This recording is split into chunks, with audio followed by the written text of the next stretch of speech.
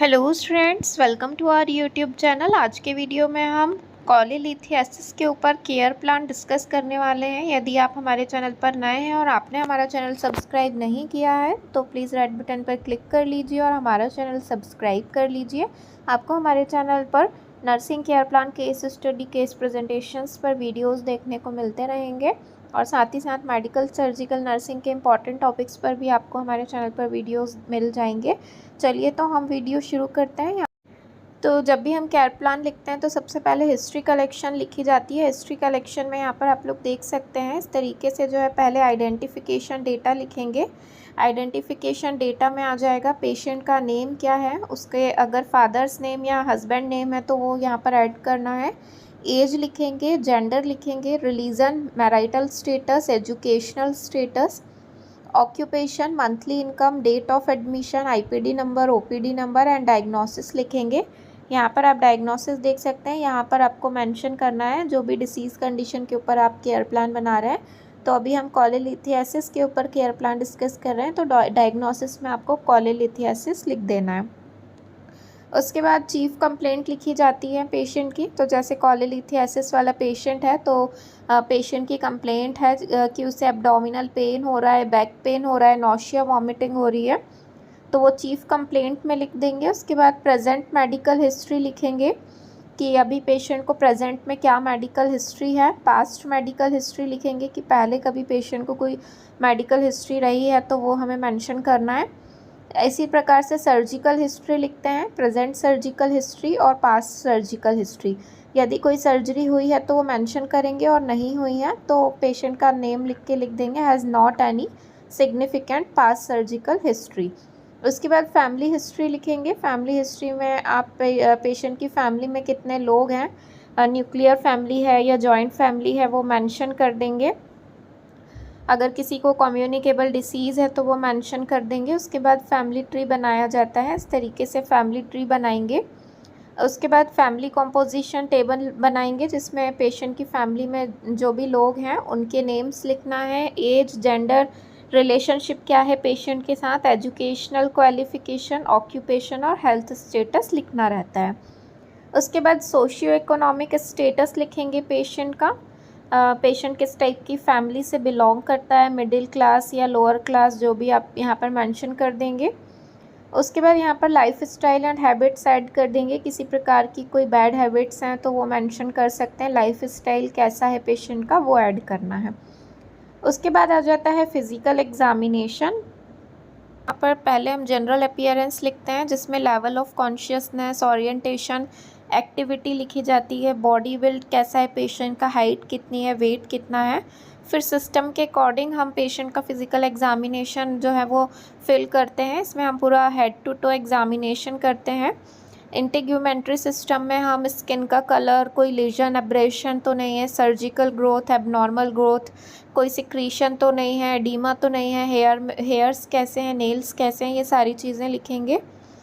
उसके बाद हेड में जो है हेयर्स कैसे हैं, इक्वली डिस्ट्रीब्यूटेड हैं या प्रेजेंट हैं, नहीं है, कलर कैसा है हेयर्स का, स्कैल्प में डैंड्रफ प्रेजेंट है या नहीं है, पेडिक्यूलोसिस है या नहीं है, फेशियल पफिनेस प्रेजेंट है या नहीं है, ये सारी चीज़ें यहाँ पर मेंशन करना होता है।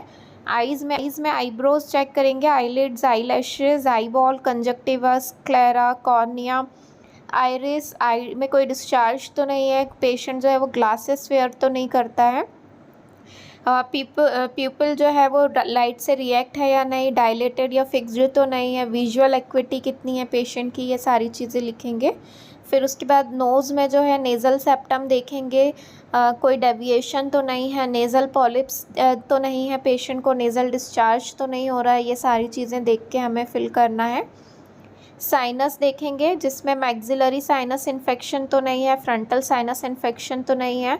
माउथ में हम नंबर ऑफ़ टीथ डिटेक्ट करेंगे, डेंचर तो नहीं है, डेंचर मतलब नकली जो दांत लगे हुए होते हैं वो प्रेजेंट तो नहीं है पेशेंट में। डेंटल कैरीज देखेंगे, अडोर ऑफ माउथ देखेंगे, गम्स चेक करेंगे, लिप्स में जो है क्रैक्ड हैं, हेल्दी हैं वो देखेंगे, क्लेफ्ट लिप तो नहीं है, स्टोमेटाइटिस तो नहीं हो रहा है, सारी चीज़ें फिल करके लिखना है। फिर ईयर्स में साइज़, शेप, पोजीशन देखेंगे, रेडनेस तो नहीं है, कोई डिस्चार्ज तो नहीं है, सेरुमन प्रेजेंट है या नहीं, लेजन देखेंगे, फॉरेन बॉडी देखेंगे, हियरिंग एक्विटी कैसी है पेशेंट की, कोई हियरिंग एड्स तो वेयर नहीं करता है, यूज़ करता है, वो लिखना है। और tuning fork test, Weber test, Rinne test, ये सारे टेस्ट परफॉर्म करके हम चेक कर लेंगे कि पेशेंट के टेस्ट पॉजिटिव हैं या नेगेटिव हैं। नेक में देख लेंगे कोई लिम्फ नोड तो नहीं है, रेंज ऑफ मोशन कैसा है, थायराइड ग्लैंड कैसी है, स्वेल्ड तो नहीं है। ब्रेस्ट में यदि फीमेल है तो कोई लंप तो नहीं है, स्वेलिंग तो नहीं है, वो डिटेक्ट करना है। फिर पूरा सिस्टम का रिव्यू करेंगे, रेस्पिरेटरी सिस्टम, रेस्पिरेटरी रेट देखेंगे, इंस्पेक्शन जो है यहाँ पर इंस्पेक्शन में हम thoracic cage, configuration, skin colour, chest expansion देखेंगे, पाल्पेशन करके पेन, कोई स्वेलिंग तो नहीं हो रही है, position of apex, beat and trachea देखेंगे, एक्सपांशन ऑफ चेस्ट देखेंगे, सिमेट्री है कि है या सिमेट्रिकल है वो चेक करके लिखना है। परकशन करेंगे जिसमें लंग फील्ड देखेंगे क्लियर है या नहीं, रेजोनेंस, बायफ्रेगमेटिक एक्सर्शन देखेंगे, ऑस्कल्टेशन करके देखेंगे, ब्रीथ साउंड, एडवेंटिशियस साउंड तो प्रेजेंट नहीं है, रेस्पिरेटरी पैटर्न कैसा है, कार्डियोवास्कुलर सिस्टम देखेंगे जिसमें heart sound S1 S2 heard होना चाहिए, मरमर साउंड तो प्रेजेंट नहीं है, कोई एबनॉर्मल साउंड तो नहीं है। लिम्फेटिक सिस्टम में देखेंगे लिम्फ में कोई एडीमा तो नहीं हो रहा है, लिम्फ नोड्यूल्स तो नहीं हो रहे हैं। डाइजेस्टिव सिस्टम में फिर हम पेशेंट की एब्डोमिनल गर्थ देखेंगे, डायरिया कॉन्स्टिपेशन तो नहीं हो रहा है वो देखना है। इंस्पेक्शन करेंगे जिसमें साइज, सिमेट्री, लीजन, रेडनेस तो नहीं है, वो सारी चीज़ें देखना है। पाल्पेशन करेंगे टेंडरनेस चेक करने के लिए, कॉलीलिथियासिस वाला पेशेंट है तो टेंडरनेस प्रेजेंट हो सकती है तो वो डिटेक्ट करके फिल करना है। फ्लूइड कलेक्शन तो नहीं हो रहा है, मास या सॉफ्ट तो फील नहीं हो रहा है, वो डिटेक्ट करना है पाल्पेट करके। परकशन में हम असाइटिस, पेरिटोनाइटिस तो नहीं है, गैस या कोई फ्लूइड कलेक्शन तो नहीं हो रहा है, वो लिखना है। ऑस्कल्टेशन में हम बॉवल साउंड सुनते हैं, प्रेजेंट किस टाइप बॉवल साउंड जो है वो प्रेजेंट है या नहीं, वो लिखना है। जेनाइटो यूरिनरी सिस्टम में फ्रिक्वेंसी ऑफ यूरिनेशन कैसा है, यूरिन लास्ट वाइड कब किया था पेशेंट में, वो लिखना है। कलर कैसा है, कैथेटर प्रेजेंट है या नहीं, यूरिथ्रल डिस्चार्ज तो नहीं हो रहा है, जेनाइटल कैसा है, रेक्टल कैसा है, वो देख के लिखना है। उसके बाद मस्कुलोस्केलेटल सिस्टम में रेंज ऑफ मोशन लिखेंगे, जॉइंट्स, वीकनेस, पैरालिसिस, कॉन्ट्रैक्चर तो नहीं है, एक्सट्रीमिटी की स्ट्रेंथ कैसी है, वो लिखना है। उसके बाद वाइटल साइन लिखते हैं, वाइटल साइन में यहाँ पर वाइटल साइन के नेम लिखेंगे, पेशेंट की वैल्यू, नॉर्मल वैल्यू और रिमार्क लिखना है। फिर उसके बाद इन्वेस्टिगेशन लिखेंगे, इन्वेस्टिगेशन में यहाँ पर जो भी आप इन्वेस्टिगेशन हुई है आपके पेशेंट की वो यहाँ लिखेंगे, नॉर्मल वैल्यूज़ लिखना है और पेशेंट की वैल्यू लिख के रिमार्क डालना है। तो यहाँ पर कॉलीलिथियासिस का पेशेंट है तो पेशेंट का LFT हुआ है, USG हुआ है तो वो यहाँ पर मेंशन कर देंगे। मेडिकेशन चार्ट बनाएंगे जिसमें पेशेंट का जो जो मेडिकेशन चल रही है उनके नाम लिख देना है, डोज लिखेंगे, रूट लिखेंगे, एक्शन लिखेंगे, क्या क्या नर्सिंग रिस्पॉन्सिबिलिटी है वो लिखना है और रिमार्क लिख देंगे। उसके बाद यहाँ पर नर्सिंग डायग्नोसिस बनाया जाएगा जिसमें हम पहले तो असेसमेंट लिखते हैं। दो तरीके से असेसमेंट किया जाता है, subjective data and objective data. Subjective data में हमारे पेशेंट ने हमें क्या क्या चीज़ें बताई हैं वो हम सब्जेक्टिव डेटा में लिख देंगे एंड ऑब्जेक्टिव डेटा में हमने क्या क्या अपने पेशेंट में ऑब्जर्व किया है वो लिखना है। उसके बाद नर्सिंग डायग्नोसिस, जैसे अभी पेन के ऊपर बना रहे हैं तो इस तरीके से लिख देंगे, acute pain related to the obstruction of gallstone in common bile duct leading to stasis and supersaturation of bile causing sensitization of nerves।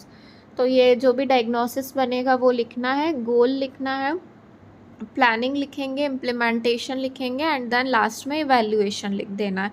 तो इस तरीके से 3 नर्सिंग केयर प्लान बनाएंगे, जैसे पेन के ऊपर बना सकते हैं, फिर उसके बाद इम्बैलेंस न्यूट्रिशन के ऊपर बना सकते हैं, imbalance nutrition less than body requirement related to impaired metabolic function secondary to obstruction of bile from gallstone in the biliary tract. तो यहाँ पर आप इम्बैलेंस न्यूट्रिशन का भी नर्सिंग केयर प्लान बना सकते हैं और उसके बाद आप इम्पेयर्ड बॉवल एलिमिनेशन पैटर्न के ऊपर भी बना सकते हैं, impaired bowel elimination pattern related to change in bowel habit secondary to obstruction of bile duct from gall stone.